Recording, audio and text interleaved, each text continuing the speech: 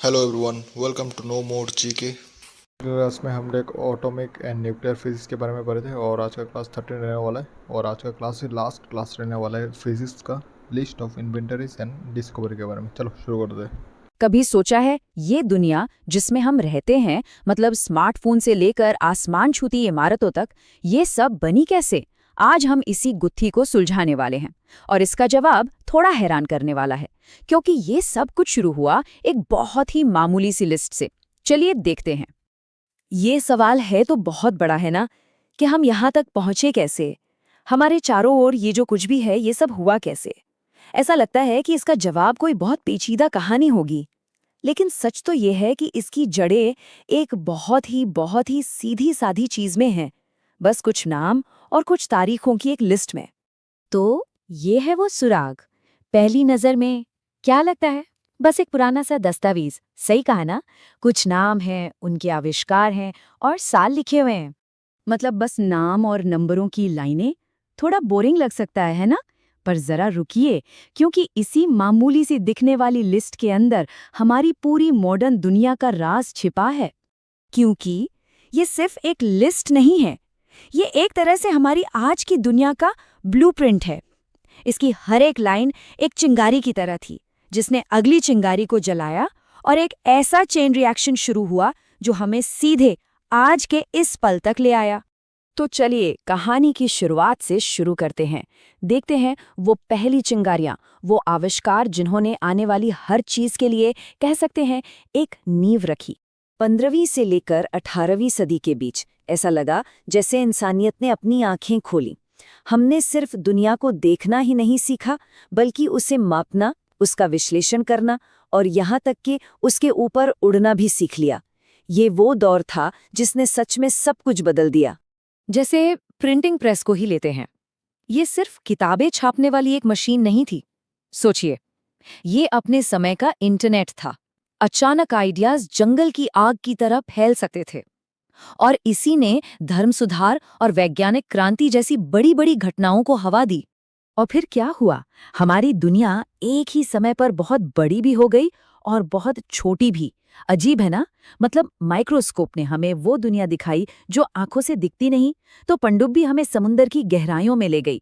हमने तापमान और हवा के दबाव जैसी चीजों को मापना सीखा। कहने का मतलब है, अचानक से हमारी अपनी देखने सुनने की शक्ति ही हमारी सीमा नहीं रही। अच्छा, अब एक लंबी छलांग लगाते हैं, सीधे 19वीं सदी में। यहाँ पर बदलाव की रफ्तार अचानक तूफानी हो जाती है। ये एक तरह का विस्फोट का युग था, ताकत का, रफ्तार का और हाँ, बिजली का। और ये देखना कमाल का है कि कैसे एक खोज दूसरी को जन्म देती है।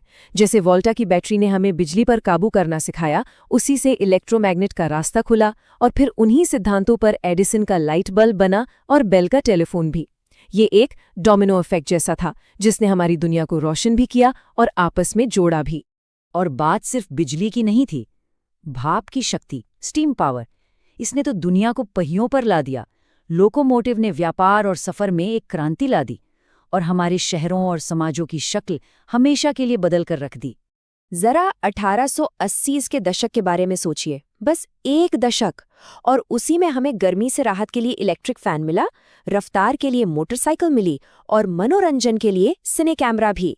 ये क्रिएटिविटी का एक ऐसा तूफान था जो हमारी जिंदगी के लगभग हर पहलू को छू रहा था। और अब आते हैं 20वीं सदी पर।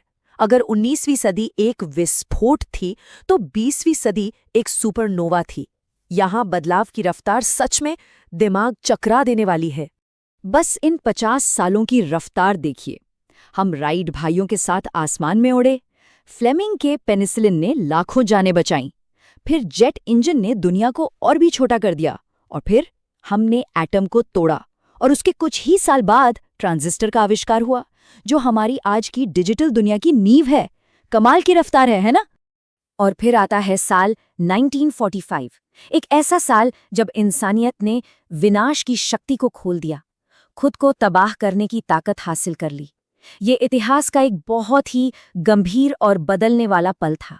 लेकिन उसी विनाश की राख से सिर्फ 3 साल बाद कुछ बहुत छोटा, बहुत मामूली सा सामने आया, ट्रांजिस्टर। बस एक छोटा सा स्विच, जिसने बनाने की, यानी सृजन की एक ऐसी शक्ति को खोल दिया जिसकी कोई कल्पना नहीं कर सकता था। आज हमारे हर मॉडर्न इलेक्ट्रॉनिक गैजेट का दिल यही है। सोचिए, एक ही दशक में विनाश और सृजन दोनों की चरम सीमा। और सदी के अंत तक आते आते एक और साल आया जो सब कुछ बदलने वाला था। एक ऐसा साल जिसने हमें उस दुनिया में पहुंचाया जिसे हम आज जानते हैं। वो साल था 1989। ये वो पल था जब जानकारी यानी इन्फॉर्मेशन सच में ग्लोबल हो गई। वर्ल्ड वाइड वेब ने दुनिया को ठीक वैसे ही जोड़ा जैसे सदियों पहले प्रिंटिंग प्रेस ने जोड़ा था।